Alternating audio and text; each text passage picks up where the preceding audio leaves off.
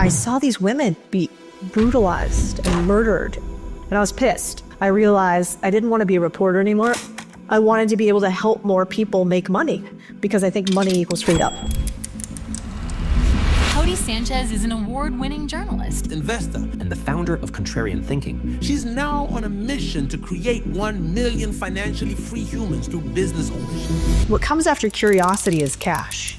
What does that mean? If you want to get cash, and a lot of it, you really have to be curious about whatever you do. It's like, I don't inherently love laundromats or car washes, but I became insatiably curious about the game of business. Like, could I learn how to do deal making and buy businesses without a ton of capital so that I was really, really free? Can you expand on that? Yeah. Money is a weird mirror for how we see the world. It has no emotion to it. The only thing that it has is the ability for you to be the architect of your life. The more money you have, the more you push back on the world. The less money you have, the more the world pushes on you. What is an easy first step towards building a side business? What are the top 4 types of boring businesses that you personally bet on? What businesses should we not buy? So I think some of the worst businesses to buy that I would never touch with a 10-foot pole is one. If I was to talk to a young person today about the type of businesses that I like to buy, I would say one, I want them to be old. I want them to have a history of making money. Second thing I want from those businesses is I really want them to,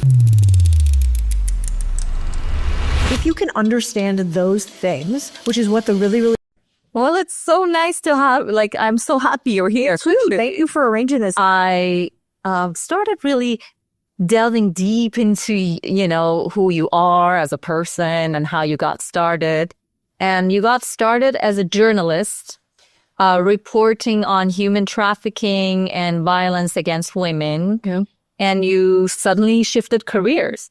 Was there a pivotal point that made you shift careers? Yeah. Yeah. I probably maybe similar to you. You've been in a region before that has conflict in it, right? You've spent time in a place where some people are sort of treated like second-class citizens. And what happened in Mexico for me is I saw what happened to women who had no power, aka no money. And the things that happened to them were not good. And so I watched that happen live in a city called Juarez, which they called La Ciudad de Muerte. And I saw these women be brutalized and murdered and work in factories for, below poverty wages. And I remember as I watched it thinking, the difference isn't so much that they're Mexican and I'm American. It's just their socioeconomic level is different. They just don't have as much money. And so nobody cares if they live or die. Nobody knows their name and nobody remembers them at the end of the day. And I was pissed. And so when I saw that, I realized I didn't want to be a reporter anymore. I didn't want to just tell people that story. I didn't feel like that was enough. I wanted to be able to help more people make money because I think money equals freedom. And so I wasn't so sophisticated about it back then. Like, it took me a while to get there, but I thought, well, I better at least understand money if I want to be free. And maybe I can build a little team of other people that want to be free. And then from there, if I can do that, then maybe I can be like the Trojan horse in finance, kind of learning how those on high make money and share it with others once they come out on the other side. Do you think it was a universal calling that financial empowerment is your purpose? Yeah. It certainly feels like, for me, I lose track of time when I obsess on a big problem, like a problem that I think I'm uniquely situated to solve. And so maybe that does feel that way. It feels like I could make a small dent on the universe if I could help more people talk about money simply, but hopefully quite profoundly. And so that feels like purpose to me. Yeah. But I don't know, how much of that is hubris or ego. I just know when you find something that you lose sense of time in, that to me is a signal that you found some form of purpose and to lean into it. Because I think often what comes after curiosity is cash. And so, if you can lean into that thing that you can't help but do, like that you lose track of time of, that you forget that you haven't slept for 24 hours because you're obsessed with the problem set, then I think you can unlock a lot of a joy in work, but maybe a lot of impact too. What comes out of curiosity is cash. What does that mean? Yeah, I talk about the 3 C's. So I think if you want to get cash and a lot of it and it to be sustainable, you really have to be curious about whatever you do. And so you can make yourself curious. Like I don't inherently love laundromats or car washes, but I became insatiably curious about the game of business. Like, could I learn how to do deal making and buy businesses in creative ways without a ton of capital so that I was really, really free, so that I never became one of those women and maybe I could help some of those women. So I was really curious about how come all these guys have this money and power and we don't, and how do I get it? So I think if you find a curiosity lane, it is easier for you to become obsessed, and obsessed people win. And then once you become curious, if you can follow a space or a place in which people pay for cash or things, then you can attract more of it. So I became obsessed with finance and money, and I knew that finance and money was also a place where people paid money for things. And so there was cash located there. And then the third is a crowd. Like, is the problem that you're going to solve with the thing that you're uniquely curious about, does it have enough people that need that thing, that are already asking for it? And if so, I think those three things together can make you a lot of money. Wow. So basically you identified those three C's, and that led you to decide that you're not just satisfied with following the status quo and, building wealth little by little, and you want to come up with creative ways to build wealth, right? That's right. And you condensed all of your hard work, blood, sweat, and tears into this lovely book, Main Street Millionaire, which, as I said, I binge read and really, really enjoyed. And the book is about that we can, instead of working for a decade to make $1 million, why not buying a cash flowing business that is already making $1 million, right? So if for our listeners who are listening and they might be in their 30s or 40s and they don't have a huge capital and they're not satisfied with their 9-to-5 job, what is an easy first step they can take towards building a side business? Yeah, it's a great question. Well, one, back in the day, I read the book Rich Dad, Poor Dad. Do you remember that book? Robert Kiyosaki. So it's sort of like... That's why I'm not as rich as you, but because I didn't read that book. You see? Yeah, now you will be. You skipped it. It's good. You went to the next level. So Robert Kiyosaki sort of talks about, he has something called the cash flow quadrant, which is like 4 ways to make money. And he obsessed about this idea of like, instead of being a W-2, you should really own your own business. And I agree with him on some veins there. But I think his idea was sort of like, it was the beautiful foundation for making money. It was like how to become like a little bit wealthier and how to make a little bit more money. But I think if you want to break out of wealth, you have to understand the language of deal making, which is what I talk about in this book.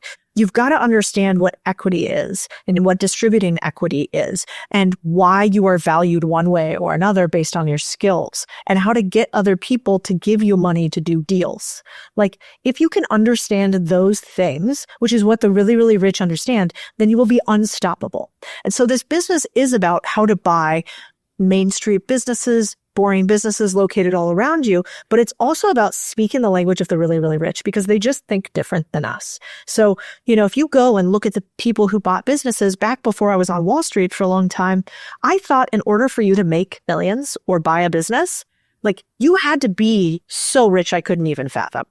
And then I watched a bunch of guys in private equity do it. And I was like, wait a second. They don't use their own money. They find a deal that's already cash flowing from an entrepreneur who already came up with the idea, tested that idea for years, and all they do is come in and buy the business that's already making money using somebody else's money and grow it a little bit. They don't have to have the brilliant startup idea. They don't have to have stockpiles of cash. They're literally like this weird middleman. That is to oversimplify it, but I was like, why couldn't we do that same thing? And the reason why we typically can't is because you're like, well, I have to have a bank loan, well, I have to have a ton of cash myself. Well, where are my rich friends? And so as I started obsessing about this idea and starting to buy my own businesses, I realized, wait a second, we don't have to do it that way. That in fact, all around us, there are so many businesses because baby boomers are everywhere and they own 50 to 60% of all businesses and they're ready to retire. So we'll have like 75 million businesses close or transition in the next 10 years, which means we have a massive supply problem, businesses that are owned by baby boomers, but we don't actually have a demand problem, enough people who know how to buy those businesses and structure deals. So if we could help more people learn how to buy the businesses, using the profits of the business to buy it, which is what private equity does, then couldn't we transfer 75 million businesses from one generation to the other using non-traditional financial structures, like not having to use a bank? Couldn't you maybe change the trajectory of our country and stop having the really, really rich own everything? And we take a little bit of that back if we pair those two groups. And this book tells you the path to do that. Wow. Speaking of baby boomers, one thing that as a society we're not paying attention to is that less and less people are able to pass down their businesses to their children. Because in the past, children by default would have followed the footsteps of their fathers or, their cousins and their uncles. But right now, and I was reading in your book about how many small businesses we have, from laundromats to dry cleaning to grocery stores, even like independent grocery stores or independent pharmacies. And that when the person reaches, an older age or they want to retire, how are they going to retire? There was no kid to pass the business down to. If there was no friend around, they almost have to just spend money to shut down the business. Exactly right. And therefore, that's one of the mind-blowing points in the book is the fact that you're mentioning that by learning about how to buy boring businesses, we're actually serving the society big time by letting all of these amazing businesses go to waste at no cost. Yep, that's exactly right. You nailed it. I still get the chills hearing you say that, because I've known that to be true for the last 3 years, and we've seen it firsthand. And, the reason I even started thinking about private equity and buying my own businesses is I realized back in the day I had an Uncle Eb, who had a plumbing business. And the plumbing business was very profitable and big, millions of dollars a year in revenue. And he got older and, he came from a very humble background. His family were sharecroppers. He didn't have formal education. Nobody really in my family at the time with him did. And so he had no idea that he could sell his business. So when he got sick and didn't have the energy to run the business anymore, what did he do? Well, he could have sold the business for probably $2 to $3 to $5 to $6 million. And instead, he spent hundreds of thousands of dollars and months shutting it down, selling no assets of the business. And it's not that he wasn't incredibly intelligent as a businessman. He was. But nobody told him that this was a path. And even if you would have told him that this was a path, he probably wouldn't have fully believed that. He would have been like, listen, it's slowing down. The business isn't as big anymore. He wouldn't have believed that his assets had value. And I don't ever want that to happen to somebody again. And if somebody in his business, if one of his employees had read this book and had saw him think about shutting it down, they would have gone to him and said, hey, Eb, instead of shutting down this business, which is definitely going to cost you a ton of money, why don't you let me run the business and I'll pay you an annuity and your wife an annuity. So even if you pass from cancer, she will still get a check every 2 weeks from me. And what if I could do that because I already know how to run it? And we wouldn't have to have banks involved, and you just transfer some of the liabilities and the assets to me, and I take over this business. And that should be happening all over our country, but it's not. The businesses are shutting down, or private equity companies are coming in and buying them. And then all of a sudden, we live in a neighborhood where the private equity companies own our houses, they own our grocery stores, they own our gyms, and they own just about everything around us. And so I think it's a beautiful opportunity to save somebody's legacy, but also, to take the $2 to $3 million in profit that Uncle Eb's business was making and transfer that to you. So if someone were to buy, again, I call it a boring business because I'll get to why sometimes the easiest way to make money might be boring, might be perceived as boring. Yeah. But it's actually to our benefit to take those routes versus a sexy startup, creative idea route. And you talked in detail about it in the book. Can you share about that part? Yeah. Well, let's think about a couple things. So I think sometimes there's so much noise on the internet, you have to go back to the math because numbers are a little bit harder to lie with. And so the math basically says that in a startup, 90% of the time, a startup fails within any rolling 10-year period. So most startups don't make it. We also know that most startups make no money for the first 3 years. And afterwards, the average entrepreneur who's taken 3 years of risk and upfront startup costs makes somewhere around $40,000 to $60,000 a year. That's not a ton of money for as much risk as they're taking. Now, compare that to a small business where you already know the business is profitable because you could see the financials and it's existed for 3 to 6 years. And this business, you can buy using future profits of the business that you already have a pretty high indicator that it will continue to make you money because it has for the prior X period of time. So instead of spending $100,000 and 3 years working on your startup in both your time and in money, why don't you take some of that cash and some of that time and buy more of a higher likelihood of success numerically. And I don't think enough people realize that because startups are so easy to start. You just kind of start it and then you don't realize that they slowly bleed you money.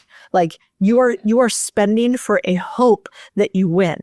The last thing I'll say on this is I have many startups. I think startups are incredible and the founders are some of the most unique humans out there. It takes a very rare breed of human to will something into existence that has never existed before. I think it's incredible. But I don't think we should confuse, hey, this thing has to exist in the world and I'm obsessed with it and I'm going to spend my life building it with, I started this side business because I wanted to make money. If you want to make money, well, then go to the path that has the highest likelihood of making money. If you have a mission, then go towards the mission. But maybe don't confuse the two. Wow. And could we say that our purpose is when our passion collides with money? Our passion meets money is purpose? Well, so we think about it, yes, in some way. I have a sort of a 3 circle Venn diagram that I talk about. And one has skills in it. So what are you uniquely good at? One has passion in it. And then one has network in it. And so your skills are maybe you're an incredible interviewer. Maybe you're very good at social media. Maybe marketing is something you're really good at. There's your skill stack, right? Then you've got passion, what you're really obsessed with. Maybe you love making connections with humans. Maybe you love writing interesting stories. Maybe you love just being based in LA. All right, your passions. And then the last one is your network. Where do you have an unfair advantage from the people that you know? And so that might be oh man, I know a bunch of people that run podcast companies that need social media management and that also need bigger distribution. And I'm really good at growing those two things. Well, then in the middle, you kind of find what we call your perfect fit business, which is basically where those 3 things come together to find you a business so perfectly tailored to you that you kind of can't believe it. That's business matchmaking. That was a good word you came up with. Yes. Yeah. Can we call you a business matchmaker? Basically matching the right personality with the right type of business. But what are the top 4 types of boring businesses that you personally bet on? So one, I do think, so we have something called a deal box, which is in chapter 2 of the book. And in chapter 2, we kind of take you through what's called deal clarity, which is what is the right business for you individually? Where do your unique skill sets and your unique monetary needs fit? Once we have that deal box for you, it's kind of like a Tinder profile, I guess. It's oh, okay, I want 6'5", blue eyes, trust fund, whatever you want, right? And so in that deal box, you find the type of person that you're looking for in a type of business that you're looking for.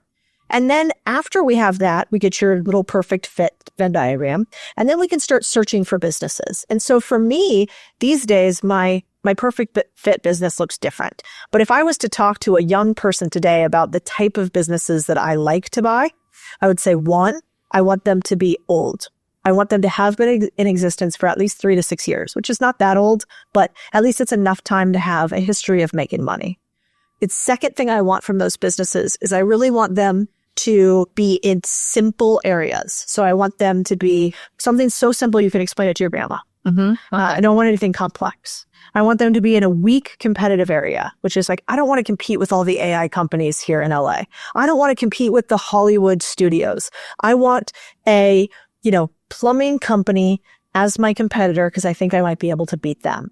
And then a lot of times I want companies that are stale. So that means they don't have a lot of innovation in them yet. They don't have a cool brand, let's say. They haven't used social media. Maybe they have a fax machine. And once I have those characteristics locked, then I could find what industry I want to go into. And now I require the business to make me a lot more money. But when I started out, I was like, I want to make at least 10K a month. That was like my idea in the beginning. I want the business to pay me 10K a month. And if it can do that, then it might move forward in my deal box. Wow. And how can you tell which niche markets you should go after? Because the market is changing all the time. Yeah, I don't focus as much on market dynamics. We have something that we call BRRT, which is that you buy a boring business. So what I define as a boring business is a business that is all around you today, that you are paying for, that doesn't have intense competition, but is so simplistic that you can explain it to somebody else. These are typically trades businesses, service-based businesses, either professional or personal service business, also called home service businesses. So I want to buy a boring business in a recession-resistant asset class. So that's like, for instance, if somebody's like, well, do I want to buy a business right now? Because what if the world goes sideways? I always ask them, well, if your toilet was broken and it was in a recession, would you still call the plumber? And the answer is yes. Now, if you bought a luxury framing business and your frame broke in a recession, would you just go to Target and get a new frame instead? Probably. So you kind of are trying to think, all right, in this market, in a recessionary market, you either want to be in a hyper luxury business where recessions don't hit them, or you want to be in almost what's considered like an essential services, like what kept open during COVID. What are businesses that are so needed that the recession doesn't impact them a ton? We have a list of 130 boring businesses that you can buy. If you pre-order the book, actually, you get the list. So a twofer. And then we want the third R or the third letter in BRRT is raise prices. A good thing to look at is most small businesses are underpriced in their services by anywhere from 30% to 300%. Most small businesses never raise their prices. So I kind of want to look and see, are there some cheaper prices here than they should be? And then lastly, I want a business that is tech enabled. So that means that I can add technology to it and make real change, because right now they're writing receipts on pieces of paper as opposed to sending Slack messages. And so I care a lot less about should you buy a laundromat or a car wash or a podcast production business. I instead want to take you through this I want to take you through like sort of a candy land and have you find the exact right character for you.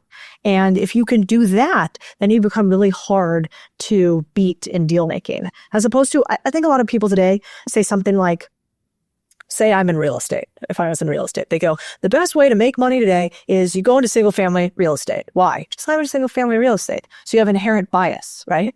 And I don't actually believe very much in that. I think the best way to make money is to learn the language of money and to learn deal making and then apply it in a way that you see deals all around and you get to execute on the best one of them, whether it's in single family, property management, podcast production, it actually doesn't matter.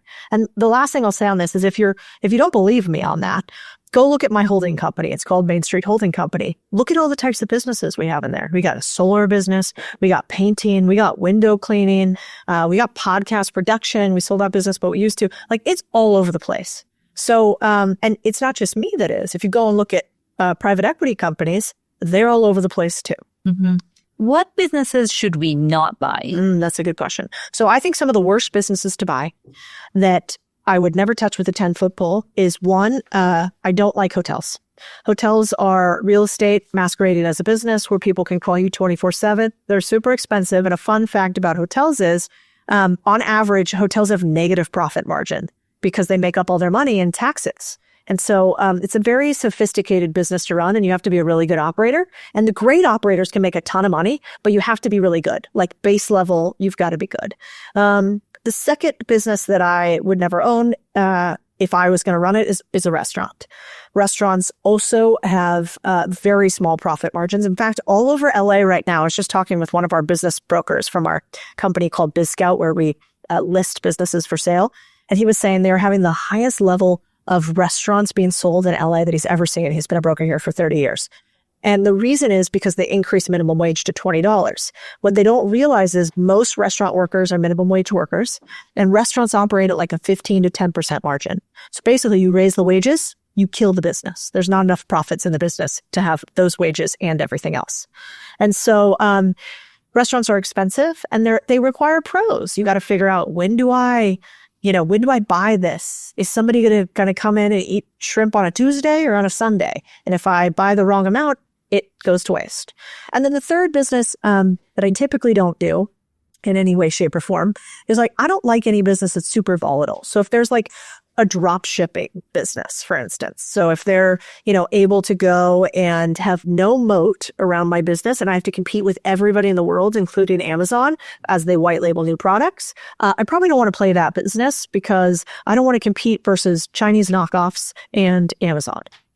Wow. So basically, risk-wise, it sounds like you're not really taking super high risks. If the business is needed even during a recession, your risk factors are pretty low. Am I correct? Well, I think mathematically speaking, you're right. 90% failure rate in startups. If you look at small business association loans where they loan out money to buy small businesses, you can see failure rate. And so the failure rate goes from the best years, 5%, to the worst years, 23% failure rate. So that means then we have something let's even be generous and say a 70% success rate, which is pretty damn good. So yes, mathematically, it appears to be a lower failure rate. On the flip side of that, I do think the game of business is risky. And so we have to be honest about the fact that, one, I've never met a rich person who took no risk, unless they inherited it. But if you're not inheriting it, or you're not marrying old, which is a different type of risk, then I think you got to take some risk in order to get ahead. And so I don't want to say that there's no risk or less risk. There's a lot of ways to fuck this up. But what I do want to have people think about is we want to obsess on your first deal. We want you to learn as much as you can. That's why I put out a book like this. We put out all the free content at Contrarian Thinking and all the socials, because if your first deal works, you'll realize that this works. And then you can apply that and do more deals. If you mess up your first deal, then you're going to think that deal making doesn't work. You're going to think that acquisitions doesn't work, and you won't do it again. And so I kind of obsess on, can we get people to learn a ton and do a deal so that they can continue to stair step into bigger deals? Wow. If you're a woman and you're listening to me, this is to our amazing audience members, you might be thinking to yourself that, okay, I don't have the money to buy a small business, and I am not going to get creative with money because debt is scary. I'm a single woman. How am I going to pay it off? I might lose everything I have. Yeah. How can that's a big blockage of mine personally. And even when I was reading your book, there was still a part of me that was no, but I cannot be in debt, what if? And then it made me want to, get married yesterday. And we don't want to get married from that place, all right? No, So what is your message for women like me who are really scared of debt? Yeah. Well, one, it is good to have a healthy fear of debt. I think that is very smart for you to go, I want to be sure that I don't get in a position that overwhelms me. I think that's smart. And so you should give yourself a little pat on the back. That's the voice inside your head saying, I want to protect you. And we should listen to the voice that wants to protect us. But we also have to go, yes, and can we be reasonable as opposed to can we be programmed? And I think what happens with a lot of us today is if somebody says, if I was to say money is the root of all, people would say evil. Right? We're programmed with these things inside of us that as a society we think are true. We can fill in each other's sentences with pre-programming on negativity for money and debt. And debt is an interesting one. We did some research on it because in almost every language, from the Buddha saying that debt is bad to the Quran saying debt is bad to even the Bible in some ways saying debt is bad.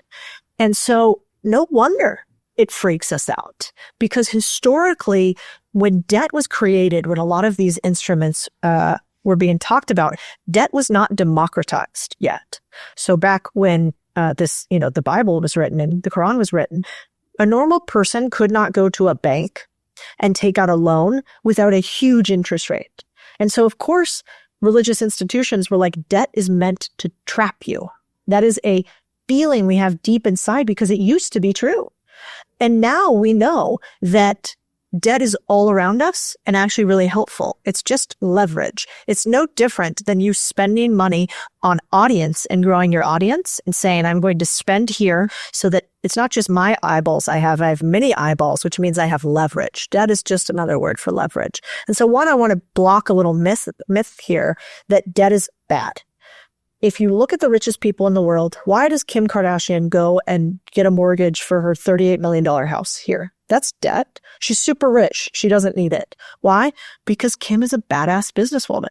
And she realizes that if she has capital and she can get somebody else to give her more capital, then she has the ability to gain more wealth. And men just get this game more than we do. So we as women overall, I think I see a lot, we negotiate half of the time that men do for our salaries.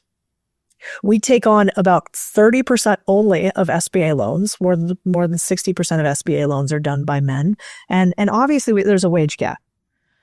My argument against the wage gap is that's not actually men saying, women, you're worth less and I'm going to pay you less. That's actually us women saying, we don't negotiate as much and we think that we're worth less. And I think if we become the victor, not the victim, things change. So that's like just a myth busting overall. Debt in the Bible and from when we were kids is not the same as debt today. There's no part of us that feels bad for getting a mortgage on a house. That is debt. There is no part of us that thinks we should go pay cash for a car. That is debt. There's no part of us that thinks we should spend cash every single day as opposed to have a credit card. That is debt. All of those things are debt, which can be really dangerous if you use it incorrectly. It's the same with buying a business. But we don't feel that way because we haven't learned deal making.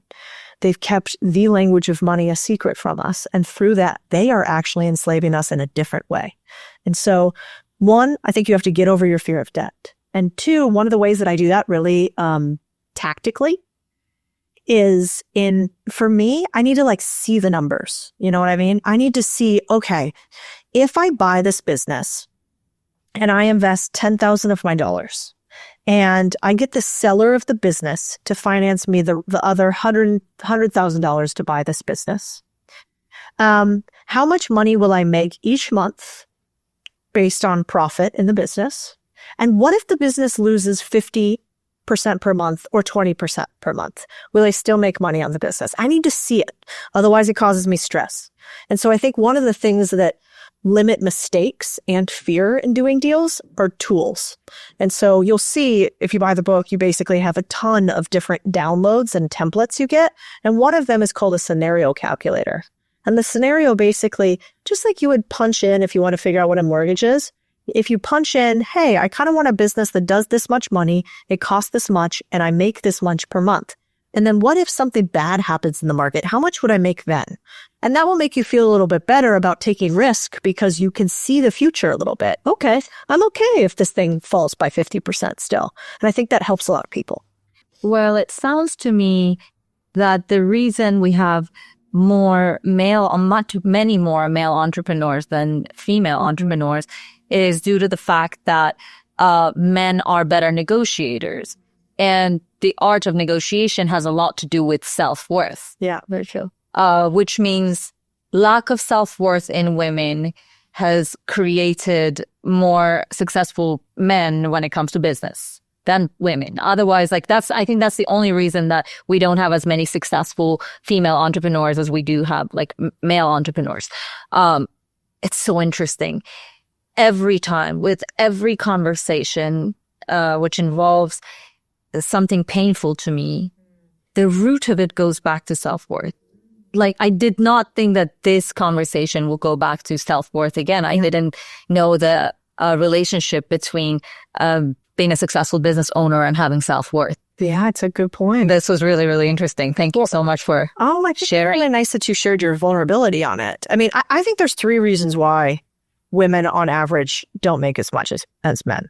And maybe why there aren't as many entrepreneurs. One, I do think is we don't negotiate as much, for sure. We need to negotiate more often. And as we negotiate more often, we'll get better at it. And so we'll have more successful negotiations. 2 is we don't take as much risk. We don't take as much risk physically. That is part of of being a female human. We were meant to be and created to be not the hunters, but, the gatherers. That is just sort of scientifically how we were created. And so our risk tolerance is lower than men. And you can see this also in financial risk tolerance. Women have a lower risk tolerance when doing surveys about finances, what they're willing to do one way or the other. And so we don't take as much risk on average, of course. And then I think the third component of it is our skill stack isn't as valuable yet. And so on average, we just haven't had as many at-bats. Like, not that long ago, we couldn't vote. And not that long ago, we weren't in business. And we stand on the shoulders of giants of former female generations and men who helped equalize the playing field for all of us. And so I think we also have to give ourselves a little love, women and men. They're like, we are catching up. Like, it wasn't so long ago that we weren't actually a part of the equation. And so our skill stack is not as refined yet. There aren't as many of us in science and math as there are in other areas, and those make more money. And so I think one of the things that men also do really well is they talk about money. And that's one other thing I obsess on in the book is like, when did it become bad to talk about money? Like, why is that? It's sort of a weird thing if you think about it.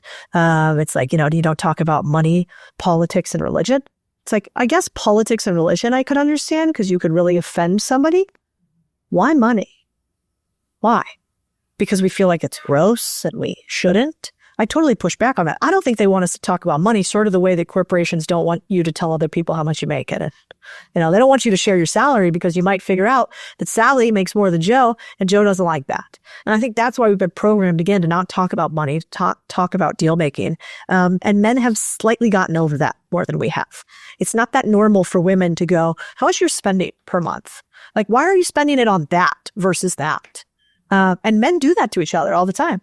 They go, hey, you just invested in that deal. Let me bring you into another deal. And men it's called club deals, known for being at the 19th hole of the golf club, which is like, where they would go and have drinks. And women, we don't do that yet as much. And so I think there are a few reasons why, but you're right. It goes back to self-worth and also I think fear. Like risk is scary. And so it's okay to say that some of this sounds scary, but I do think it's not a lack of money you don't have. It's not a lack of intelligence you don't have. It's a lack of knowledge. And when you know that should be super empowering. It's like, wait a second, Codie, so you're telling me if I read about deal making, if I go and look and watch other people do deals live, if I see a bunch of at-bats, I will feel more confident in actually buying a business, and I will decrease my fear and increase the likelihood of me winning? Yes, I can almost guarantee you that. I think that should be pretty empowering. Well, that is very empowering. Thank you so much. Yes, it's a lot. This has a lot to do with the fact that for, generations after generations, women weren't really encouraged to develop their skills and, all the shame around money. I remember as a little girl being told that a good girl should not talk about money, so it's definitely there. I want to shift to wealth building mindset. Because you mentioned in many places that wealth building has everything to do with the mindset, and just one little shift can completely change your wealth building process, right?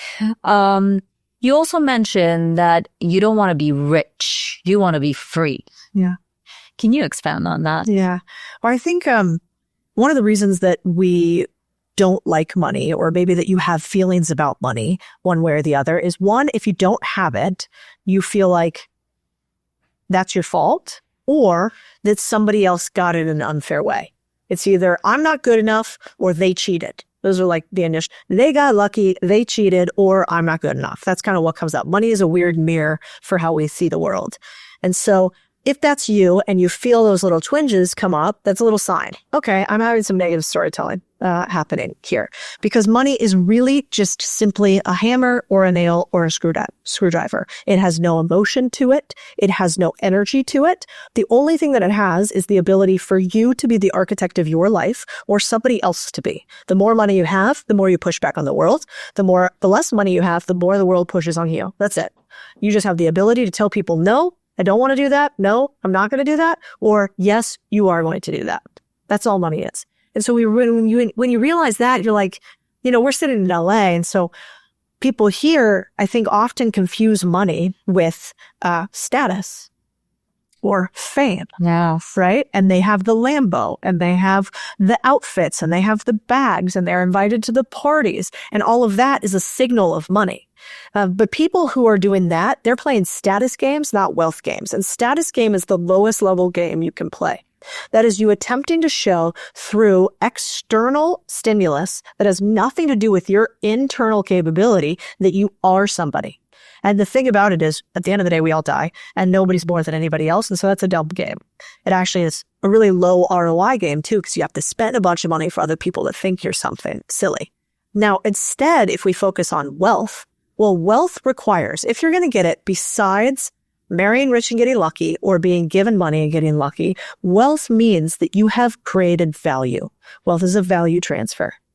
That's it. So it means that you have created something or have seen an opportunity to create something that provided more value for other people. And so if we think about it that way, then you have to ask yourself the tough question. If I don't have money right now, have I developed skills that are good enough to be highly valued? Have I developed a negotiating ability to ask for my worth on the skills that I have developed? And also, do I even know what my skills are worth? And I think that is a big issue for a lot of us, is we teach in the book something called expertise to equity, which is like chapter 6, I think.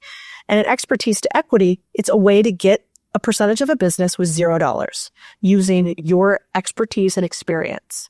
So for instance, if you wanted to buy a business and you were like, I don't want to spend a penny, I want no debt, I want no risk, but I want to own part of a business or a whole of a business. You're like, yep. Okay, how would you do that? Well, you might say, okay, look at all the things that I'm good at. I'm a really good podcaster and I know how to podcast. It's just what I know about you. So I don't mean that you have many skills, I'm sure. Thank you. Okay. So if that's the case, then you might say, all right, a bunch of people ask me on the internet, how did you grow your podcast? How do you get these big guests on your podcast? How do you get people to pay attention to you? How do you run the ads? Right? Let's say any of those. Well, what you do is you take those skills, and every time somebody asks you a how-to question, how did you do X? You say, I like to say back, what is that worth to you? Like that value. It's just out of curiosity. Like I'm not asking you to pay me. I'm just trying to understand the value of some skills I have. And, if you're like, how do you get, I don't know if you think this is cool, but like, how do you get Codie Sanchez on a podcast? Like, what's the way that you do that? How'd you sneak in there and get her to do it?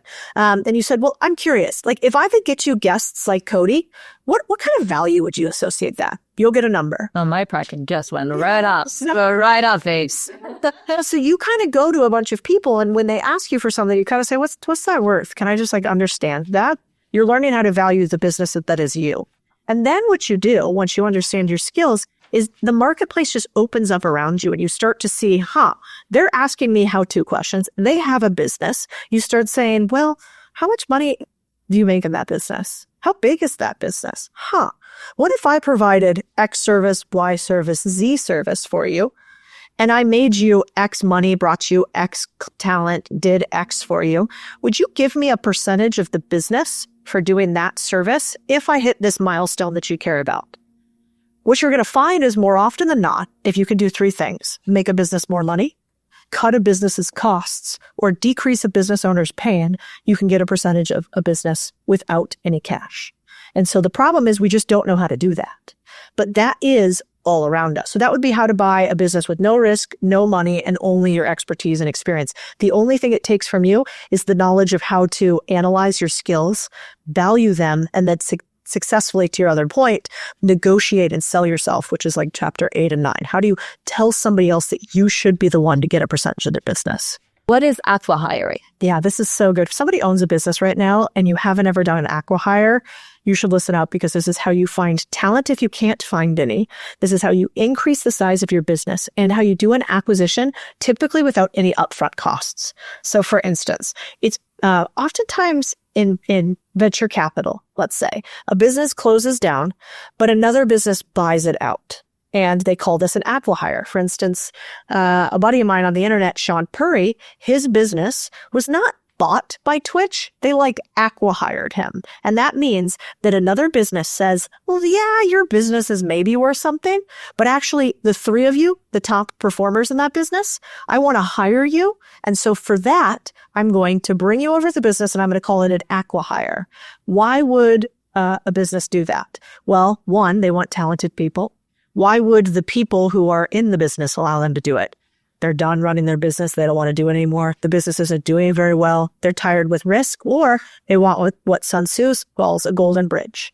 They want a retreat from the thing that they're on, and they want to look good. They want to look like, hey, like I sold my business. And so you are giving them this golden parachute or golden bridge to retreat on. And I've done this many, many, many times. And it's incredible for talent because oftentimes you have a top performer in a business, and that top performer has chosen a level 1 game, which means like not a very good business to be in. They might be miserable in an agency. They might be running a gym that's not doing very well, but they're a really good operator. They shouldn't be in a level 1 business. And so if you can take them out of their business, apply them to yours, but you just pay them maybe a little bit more salary than they were paying themselves in their business, maybe a bonus if the people stay at your business for a certain period of time or hit certain goals, then you can buy their business without any cash up front. One of the biggest values I see in acqui-hiring is obviously finding talents is not easy. It's not easy. I've been trying to hire talents for my company and it's really hard, right? So with acqui-hiring, you're already hiring someone who's proven success, right? Yeah. But a question that keeps coming up for me personally in my business. When you spot a talent and you know this person is talented, she or he can do what I need, but they know that they personally are not invested in you. Mm-hmm. Would you go with it or not? Well, I think part of your job as a CEO is to be a dream salesman, right? Your job is to sell a dream so big to a high performer that their dream is bigger with you than by themselves. And I've been with CEOs like that before. You know, one of my last CEOs at one of the other companies, his name was Jim Bowen. I was running a business on State Street that was doing billions of dollars a year in assets under management. We had a big business. I mean, we're talking tens and tens of millions of dollars in revenue with this business and billions of dollars in assets under management. And I was crushing it. And I was having a great time and I had an awesome team. And I remember I met my CEO, Jim Bowen. I went to a holiday party and he was there. And I told him what I did for a living. And he looked at me and he said, "You should come work for me." And I was like, "Doing what?" He's like, "Build out our Latin American business that you've already done over here." I'm like, "Well, how big is it right now?" He's like, "It doesn't exist." And I'm like, "Jim, I'm not going to come from one, like I make too much money. 2, I'm not going to come to your nothing when I have this huge thing. No way." And he said it real line I'll never forget. He goes, "Here's what's going to happen. You're going to think about it. You got to think about it. You're going to think about it. Then you're going to say yes." And I was like, who are you? And lo and behold, over a series of lunches, get-togethers, meetings with the team for a long time, he sold me a vision that was so much bigger than what I could ever do at State Street. And he was right. And I built a business that was $1 billion in assets under management at First Trust. And that business was way bigger because it was like more mine than it was at the other company. And he gave me this freedom to like stamp myself on this business. And because of that, I became part of that business. And if he would have let me run that business the way I wanted to and been more creative with it, I probably would have stayed. I was like very happy and making a shit ton of money and, didn't have as much risk. And so I think the question for you is, how can you show them that it's not the you show. It's about them. It's like what you are going to do here can be so big, like the sky's the limit. I'll never limit an employee's upside. They can make whatever they want. They could come to me with the craziest offer of upside that they want. And as long as they deliver the results, let's go. Because I really believe in a big, huge umbrella. I think about this a lot with my business. Like my business is this huge tent. And underneath this tent can be 1 billion stars, just like a circus. Like there's one person, whatever that person's called, that's in charge, that kind of tells everybody where to go. But, sometimes the star of the show is the trapeze artist or the elephant walker or the horse rider.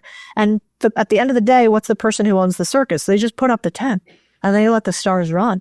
And so I think if you can sell them that dream, and you'll only be able to sell them if it's true. If you want somebody to just come and be your sidekick, then you probably won't be able to get the top talent. But if you're like, one day, if you make more money than me, that'd be awesome. I'd be thrilled to see that. Then that is how you bring in top talent. Wow. So the key to bringing top talent is to be willing to have them make more money than you in a business that you were starting. Well, think about it this way. So investing is really cool because investing is one of the only things in the world where what would be a good example? Like, who invested in Facebook? Peter Thiel. Peter Thiel invested in Facebook, in Mark Zuckerberg. Peter Thiel was way richer than Mark Zuckerberg at the time. Peter Thiel gave Mark the money and he said, Mark, I want to invest in you. I want to back you. Go build this huge company. So Mark built it. Now who's richer? Mark. Is Peter mad that Mark is richer than him when he made Peter billions of dollars? I don't know how much, hundreds of millions of dollars. No, of course not. Although deep down in his heart, he might be. Maybe Peter would. Actually, maybe he would. But no, I think at the end of the day, like as a CEO, for your employees, if one of my employees gets richer than me, it means that one, I've helped them a lot, hopefully. I've helped shape them into a really powerful human. Two, really good at hiring, because that must mean we're picking the right type of talent and developing them. And three, hopefully they let me invest in them so that they actually were able to build something big alongside me. And lastly, I have a long-term vision with this business. So I want to run this thing for 50 years. And if you think about your company that way, am I always going to be the one running the entire business? No. Would there be a year in which the president, the person who actually runs it instead of me, makes more money than me? Fuck yeah. I'm all on board with that. And I remember one year, Jim in particular, early on in their career, well, actually, let's be honest, the first in Contrarian Thinking, my main media company, I don't make the most money at this business. I have other businesses where I make a lot of money, but I put all the money back in the business. So do my employees make more than me? Yeah, they do. And I think that's really cool. Now, long term, will I make more if I sell and as we get bigger? For sure. But getting them to think that way, I think means you can get massive art of negotiation. Firstly, one interesting thing that you mentioned in your book is that people who don't have money are embarrassed to negotiate, but rich people do negotiate. Why is that so? It's so accurate, by the way. Yeah. People who don't have money, they feel shy to negotiate, but then you see super wealthy people and they negotiate for every dollar. Yeah. Your bank account will be a reflection of two things, I think. The speed at which you move and the amount with which you are comfortable getting uncomfortable. Faster you move and more you take on discomfort, the more money you're going to make. And one of the things that makes at least Americans more uncomfortable than anything else is negotiation. We literally in our culture don't know how to do it, Oh, us Middle Easterners. Oh, you guys are sharps. Negotiating against Middle Easterners is actually one of the not gonna win. No, you guys and Indians, fucking forget about it. I expect, and the Indians, you like them while they're doing it. It's the weirdest thing. But in the U.S., we're not as good at it, and it's not normalized. And I think we have to change that, and we have to do exactly what you did, which is, as you said that, you gave a big smile, and you were cute and kind, and that is how you negotiate. It's you do it from a place of kindness, and I want to get to know you, and I'm not trying to do anything, but I am going to try to get the best deal, and so are you, and that's going to be okay, right? And so, I remember when I was young though, I don't know if you remember this, but when I was young, I remember one time my mom was actually the best negotiator, better than my dad. She still is today. My dad, we kind of joke, says he's a really good negotiator, but then my mom closes all the deals. She's relentless. We call her the pit bull. And, wow. And so I would watch her do it and I would be like, Mom, stop it. You're embarrassing me. Don't do this in front of my friends. Stop, I thought that her doing that was a signal of us being poor. And for some reason, I was able to get over that eventually once I was in the world of finance and realized, oh, the smartest, richest people do this. I thought it was she was being cheap and poor. And she's like, pay him, Mom. Pay him. She used to get so mad at me. She'd be like, it's not your money. Get out. Leave if you want to leave. But unless you're paying it, I'm doing what I'm doing. Leave the adults alone. And so I do think it's normal for poor people to feel more concerned about negotiating and to feel like that lessens their status. And the second that you realize, oh, wait a second, the rich negotiate everything, it'll all change. And one of my friends, Noah Kagan, I wrote about him in the book too. He's amazing. He's Jewish, and I think Jewish people are incredible at negotiating too. And he negotiates. Now, I don't know if he does it every single time now, but he's famous for going to coffee shops and like negotiating for his coffee in Starbucks. Could you imagine? If I would have done that with him, like when I met him 10 years ago, if we had gone to a coffee shop together and Noah had negotiated for a Starbucks cup, I think I would have died. I would have paid for his coffee and mine, and I would have like kicked him out. I would be like, you are so embarrassing. You're so rich. Stop negotiating with the barista. And he looked, I mean, when I told him the story, he looked at me and he's like, he couldn't fathom why I was uncomfortable with that. And he's like, if I can save money, then I can go use it to make more money. He's like, listen, if you're uncomfortable with negotiating, you should probably do this more than me. So next time you're negotiating the coffee. And now I remember that. So maybe you could start with even negotiating something as weird as a coffee. Wow, that's a good start. That's a good place. Yeah, right? Yeah, an easier place to start. Okay, let's go to some practical advice for our lovely listeners. If you're someone whose job could potentially be affected by AI and can be replaced, what is your advice? Should we leave that job? What should we do? If you're concerned about AI, I think you should look at the industries in which AI is probably going to have least impact first. At least that's what I'm doing. So that would be things like hard assets, right? AI is in the ether right now, at least. And so can they go out and can they paint a house better than you and your company? Can they go out and pave roads? Can they go out and build houses? Can they do hair? Can they do makeup? Like every single type of skill where we can do it with our hands and it requires bodies and where it's experiential, aka humans want to engage with other people in the real world because we're so over-screened these days, probably has a less likelihood of AI getting involved with it.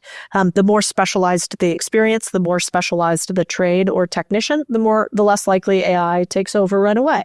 But I think the most important thing that you can do in any instance of where we have like crazy technological growth is you learn about it. And so in our small businesses, we have a fund, Contrarian Thinking Capital, where we invest in small tech enterprises that support small businesses. And so, for instance, like we invested in Sense, which is a software company for laundromats. That's part of that is using big data in order to analyze laundromat data. So I think you can think about how do you layer things into your life overall with AI. But overall, over time, technology has been better for humans. By and large, maybe minus big pharma and maybe minus social connection with social media, like all data points to positivity with humans and machines. And so I tend to be a techno-optimist. Wow, I love that. Me too, actually. I do think technology has definitely done more good than bad, but sometimes we forget about it. But the fact that, look at the level of access we have to each other as, human beings. Back in the days, I kind of remember, and my cousin would go to America and I was in Dubai and I was like, oh my God, how am I going to ever talk to him? And then webcams came and then, iPhones and then FaceTime. And now you can see whoever you want within a second. That's a blessing. And I think us humans, we forget about the blessings technology has brought to us. So I want to talk about your community. For people out there who are now listening to Codie and are wondering if there is a community where they can receive support and more information on what kind of business they should buy or how to use creative financing, where can they go? Yeah. Well, I think there's one really important thing to note. So when it comes to learning anything in life, there's two things you have. You have the education, then you have the implementation. So nobody ever loses money learning things, right? That's always a benefit. Fill your mind, decrease the knowledge gap. That's what the book is for instance. When it comes to implementation, when you decide that you are like, I am going to buy a business. I have decided after reading the book that this is what I want to do, and I want to increase the amount of money I make by buying a business.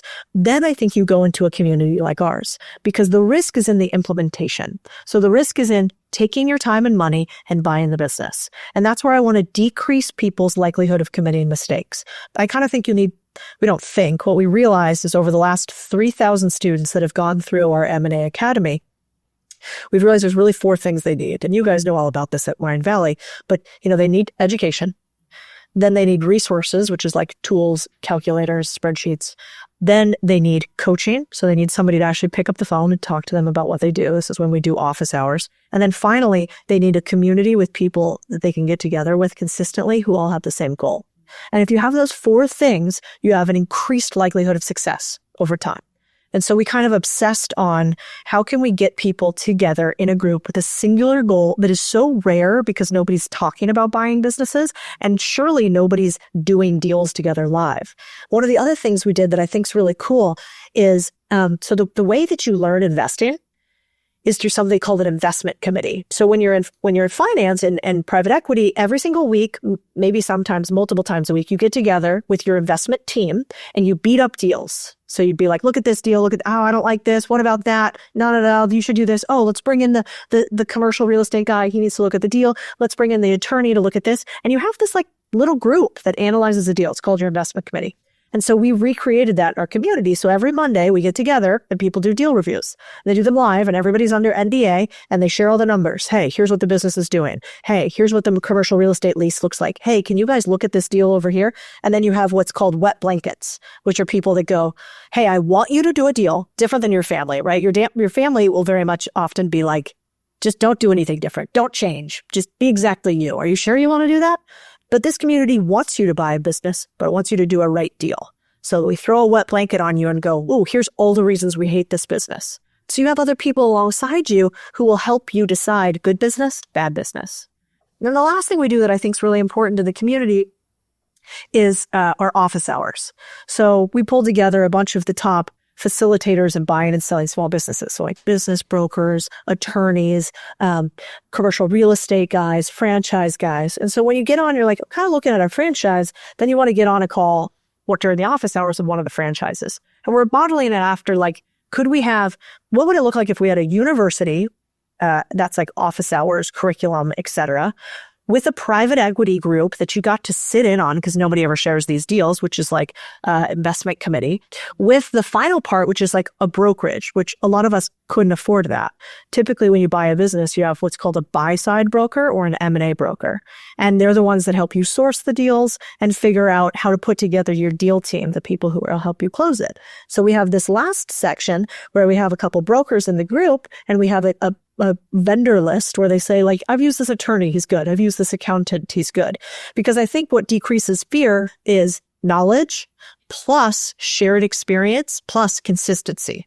And so I'm trying to give some finance institutions a run for their money with our community, and we'll see if we're able to do it. Wow. Is that what's coming up next? Yeah, well, I mean, we're working on accreditation right now for these programs. I don't know if we'll get it or not, but the idea is that this is an academy where we do more deals than private equity companies. I mean, our students have already done $360 million worth of transactions that we can track. So I don't see why.